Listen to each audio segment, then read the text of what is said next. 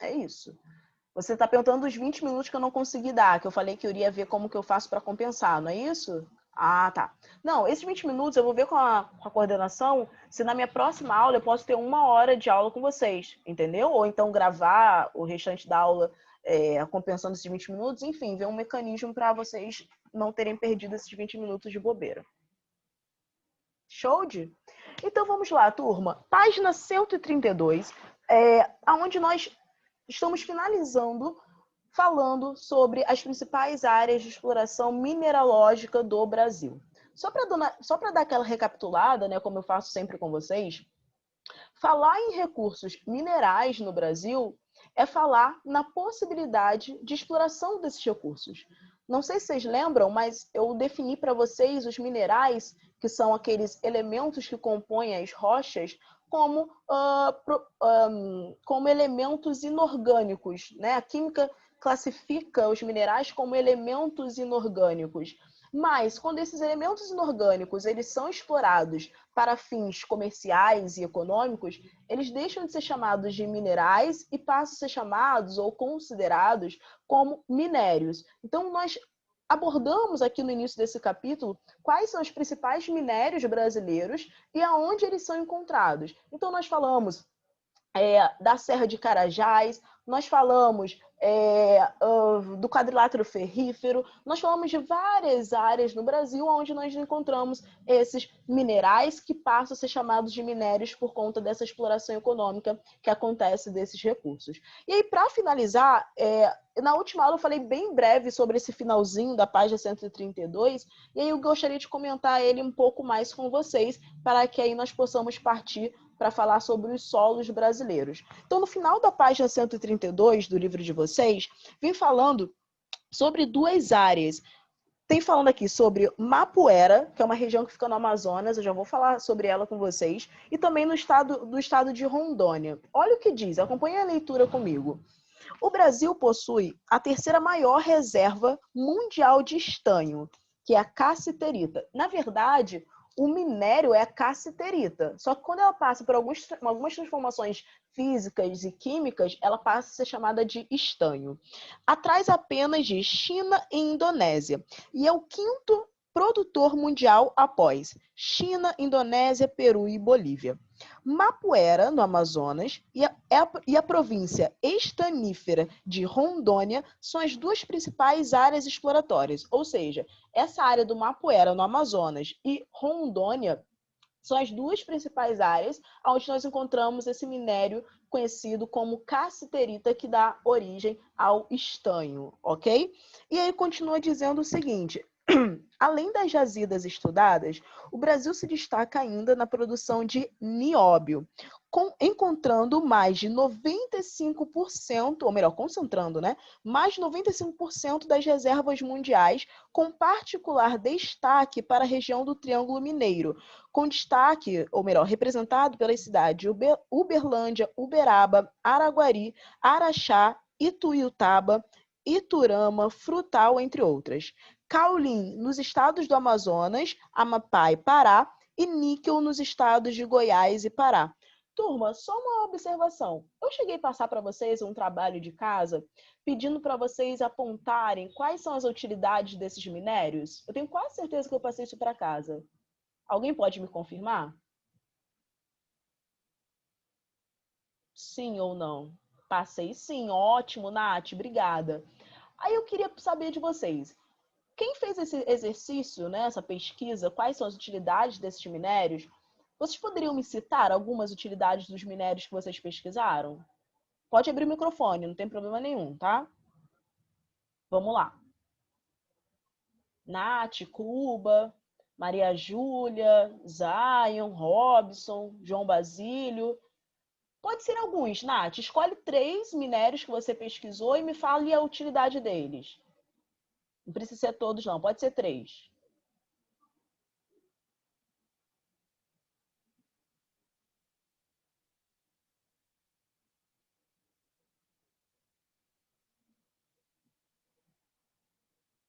Vamos lá, gente. Vamos lá. Nath, Cuba, Maria Júlia, Milene, Zion, Robson, João. Aninha, Ana Beatriz, Davi Braga, Maria Eduarda, Lúcio. Vamos lá, quem pesquisou? Olha, eu vou puxar a orelha de vocês virtualmente, hein? Ninguém pesquisou? Olha. Professora, Oi. posso falar? Essa três, né? Que pode falar. Isso. Vamos lá. Eu coloquei ouro, Uhum. joias, Sim. aplicações odontológicas, produções de Uhum. fios, Ótimo. cobre, produção de materiais condutores de eletricidade. Perfeito. E Perfeito. estanho, utilizado para recobrir outros metais e protegê-los de corrosão. Perfeito. Quem falou comigo foi Nath, né? Sim, Perfeito, Nath. O que você falou sobre o cobre, não sei se vocês já viram, né? Às vezes a gente liga o jornal, agora tem diminuído mais os casos, pelo menos não tem aparecido na grande mídia. Mas há um tempo atrás, aqui no Rio de Janeiro, quando você ligava a televisão lá no RJ, TV ou qualquer outro repórter, sempre tinha notícia, né? Ah, durante a madrugada em tal rua houve roubo de cabos elétricos. Não sei se chegaram já a ver essas notícias. Teve um tempo atrás que teve até um roubo de cabos elétricos ali na frente do Norte Shopping. Por quê? Aqueles fios têm cobre. Então, essas pessoas que, infelizmente, roubam esses cabos, elas vendem porque aquele produto realmente tem um alto valor. Basicamente, turma, esses minérios que nós falamos aqui ao longo dos nossos estudos sobre eles, a maioria deles são usados para fins de produção de eletrônicos e produtos elétricos de forma geral. Então, cabos de internet, cabos de telefone, enfim, utilidades relacionadas à modernidade tecnológica, tá? Por isso que eles têm um alto valor, já que nós estamos vivendo um mundo globalizado, um mundo em que a tecnologia acaba tendo um destaque, um papel fundamental. Então, esses minérios eles acabam, por sua vez, também sendo fundamentais para o desenvolvimento tecnológico dos países que o compra, né? Que tem esses produtos no seu território. Tranquilo? Maria Júlia falou, pesquisei, mas não estou aqui com ele. Ai meu Deus. Quem não pesquisou, turma, pesquisem, tá? Porque eu sei que falar de minérios assim, porque a cassiterita, porque a bauxita, é meio distante da nossa realidade, do nosso cotidiano, né? Mas quando você começa a pesquisar a utilidade desses recursos, você começa a ver que ele está presente no nosso dia a dia, muitas vezes sem você ou sem nós percebermos. Show de? Então, vamos avançar um pouquinho para falar sobre os solos brasileiros, turma. Falar sobre rochas e não falar sobre solos é impossível, não tem como. Um acaba estando associado ao outro. Não sei se vocês lembram, mas os solos, eles têm origem na decomposição das rochas. Quando uma rocha, chamada de rocha-mãe, ela sofre um processo de intemperismo e depois um processo de erosão, você começa ali a ter um processo que nós conhecemos como pedogênese.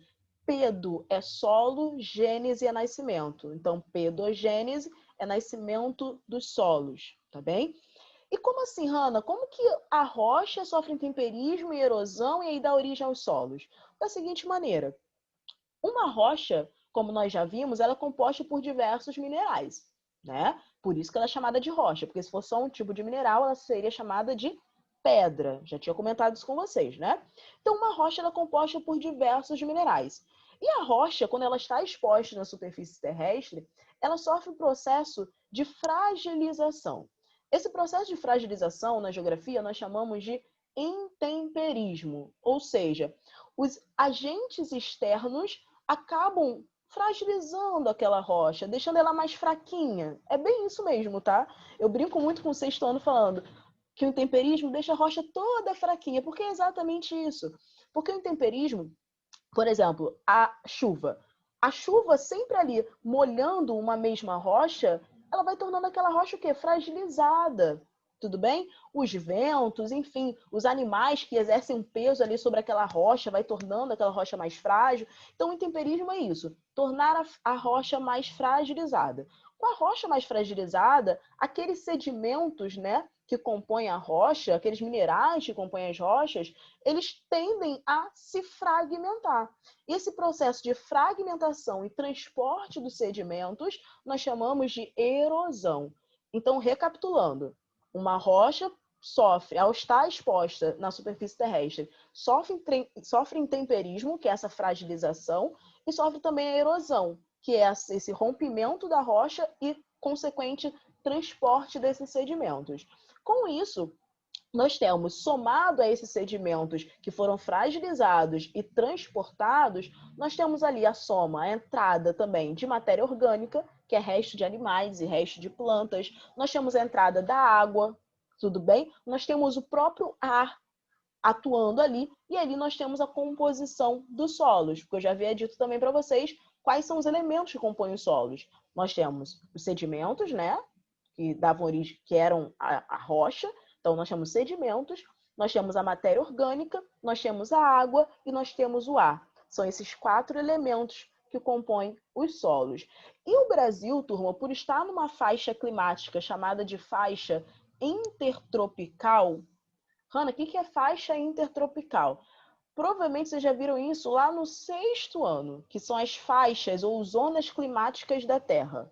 Deixa eu ver se eu consigo abrir aqui no Google para mostrar para vocês que, né, 6º ano é muito tempo, né, Hanna? Pelo amor de Deus, não lembro o que eu comi ontem. Quanto mais o que eu vi no 6º ano, não tem problema. Eu abro aqui e mostro para vocês para ficar mais fácil de nós entendermos. Só um minutinho. Zonas climáticas ou zonas térmicas, tá?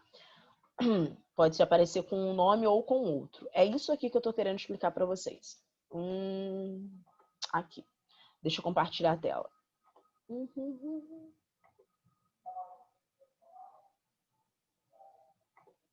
Prontinho, aqui. Isso aqui são as zonas climáticas da Terra, tá, turma? Basicamente, as zonas climáticas da Terra, elas se referem à quantidade de recebimento de radiação solar que cada parte do mundo tem. Então, a zona tropical ou zona intertropical é essa área que nesse mapa está identificado com essa coloração vermelha. Porque essa zona é chamada de zona tropical ou intertropical, tá? Tem livros que chamam de zona intertropical. Porque é a área que está entre os trópicos. Trópico de Câncer, que é essa linha pontilhadinha aqui, e o trópico de Capricórnio. Então, quem está entre o trópico de Câncer e o trópico de Capricórnio é tudo aqui chamado de zona tropical ou intertropical. Inter, para dar a ideia de que está entre os trópicos, tá? Você tem a zona temperada do sul e a zona temperada do norte, e lá nos polos, nos extremos, são as zonas polares. O que nos mais interessa é a zona tropical, porque a zona tropical é a parte do mundo que mais recebe radiação solar. Tudo bem? E é justamente nessa zona tropical que grande parte do Brasil se encontra. Olha aqui o contorninho do Brasil. É porque aqui está o contorno da América do Sul todo, né? Mas tendo em mente que o Brasil é a grande parte da América do Sul, então nós conseguimos entender que grande parte do Brasil está nessa zona tropical. Hanna, qual parte do Brasil não está na zona tropical? Os 2 estados da região sul, mais o Paraná, que também é da região sul, né? Então, boa parte da região sul não está na zona tropical, está na zona temperada, tá? Mas o que nos importa nesse momento é saber que grande parte do Brasil está na zona tropical, tá? Então, isso nos indica que grande parte do Brasil recebe muita radiação solar. Hanna, isso influencia nos solos? Com certeza. Por que influencia nos solos? Só um exemplo. Se nós estamos em uma área que recebe muita radiação solar, vai ser uma área, consequentemente, muito quente, tá? Vai ser uma área muito quente. Se é uma área muito quente, perdão, a taxa de evaporação das águas e de transpiração ou evapotranspiração da vegetação vai ser lá em cima. Em outras palavras, por essa faixa do planeta, receber muita radiação solar, vai ser uma área muito quente e, consequentemente, você vai ter muitas chuvas nessa região. E chuva é um excelente agente de intemperismo e também de erosão, tá? A chuva, ela é responsável pelo intemperismo químico e pelo intemperismo físico. E também é responsável pela erosão pluvial, que é a erosão causada pelas chuvas. Então, olha como a posição do Brasil em relação ao recebimento de radiação solar influencia nesses agentes externos, né? Na atuação do intemperismo e da erosão e, consequentemente, na formação dos solos. Tudo bem? Então, a partir dessa página 133, deixa eu voltar aqui. A partir dessa página 133, nós vamos falar dos principais solos brasileiros, que provavelmente em algum momento vocês já ouviram falar, principalmente estudando história, né? Falando sobre Massapê, Terra Roxa, porque esses solos eles tiveram profunda relação com o desenvolvimento econômico do Brasil, tá bem? Então nós vamos falar um pouquinho sobre ele aqui. Então na página 133 diz assim, acompanhem comigo, onde diz solos brasileiros. A grande variedade de tipos de solos no Brasil é determinada pelo clima tropical úmido, pelo relevo, pela rocha de origem, pela vegetação e pelos organismos vivos no território. O Brasil situa-se majoritariamente na zona tropical do planeta. Foi o que eu acabei de mostrar para vocês, tá bom? Logo, o intemperismo é intenso, em razão da marcante presença de chuvas e de altas temperaturas ao longo do ano, que contribuem para que o país apresente solos bastante desenvolvidos e profundos, o que não implica necessariamente em alta fertilidade.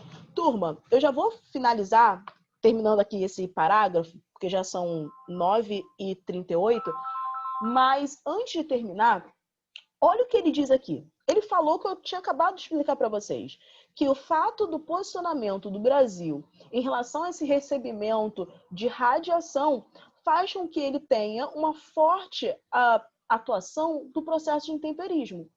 Tudo bem? E isso faz com que os solos do Brasil sejam bem desenvolvidos, o que não quer dizer que todos eles sejam muito férteis, tá? Quando nós falamos que os solos são bem desenvolvidos, é que eles encontram todas aquelas camadas, tudo bem? Ou seja, são solos que têm aquelas camadas ou horizontes do solo, o horizonte O, o horizonte A, o horizonte B, e aí sucessivamente. Tá? Isso que ele quer dizer com solos bem desenvolvidos. São solos que têm todas aquelas camadas que que necessariamente um solo deveria ter. Tá? Mas isso não significa que um solo é fértil, porque para um solo ser fértil, ele precisa de uma série de características. Ele precisa de umidade, nem em excesso, nem em pouca quantidade. Precisa de matéria orgânica, porque se um solo não tem uma relativa quantidade de matéria orgânica, como que a vegetação vai se desenvolver? Não tem como. Então, ser um solo bem desenvolvido não quer dizer que ele tem todos os nutrientes necessários para que a vegetação se desenvolva ali, ou seja, não necessariamente aquele solo vai ser fértil. Então, olha o que ele diz aqui para nós finalizarmos. Dos 13 tipos de solos catalogados no país, há um predomínio do latossolo e do argilossolo, ou melhor, argissolo, que juntos compõem 58% dos solos brasileiros, seguidos do neossolo, que conta com 13% da área nacional. Não se assusta com esses nomes, tá, gente? Argilossolo, latossolo, neossolo, daqui a pouco vamos falar de Massapê, Terra Roxa. Não se assusta com esses nomes, porque, na verdade, eles só servem para indicar qual é a composição desses solos mesmo, tá? Então não tem nada de assustador, não. Mas na semana que vem eu aprofundo um pouco mais com vocês sobre as características de cada um deles. Turma, falem comigo. Tá tranquilo até aí? Sim. Sim! Ótimo! Ótimo. O Breno falou sim também. Tranquilo. Então eu vou parar aqui com vocês hoje, nesse segundo parágrafo dessa página 133. E aí, na semana que vem, eu continuo aqui para finalizar esse capítulo, pelo amor de Deus, para que nós possamos avançar e estudar a hidrografia do Brasil. Tá bom? Qualquer dúvida, turma, eu vou sempre estar lá de olho na Agenda Edu. E aí eu vou ver como eu vou fazer para compensar esses 20 minutos de aula que nós não tivemos, tá? Por favor, só escreva o nome de vocês no chat para que eu possa dar presença em off daqui a pouco, tá bom? E aí, quando todos terminarem de colocar os seus nomes, eu finalizo aqui a aula, tá bom? E, Nath, obrigada por me avisar sobre o Cuba, tá bem? Obrigada. Fala para ele que eu vou dar presença, porque ele teve boa parte da presente aqui na aula, tá? Show! Vamos lá, escreva o nome de vocês para que eu possa dar presença daqui a pouco.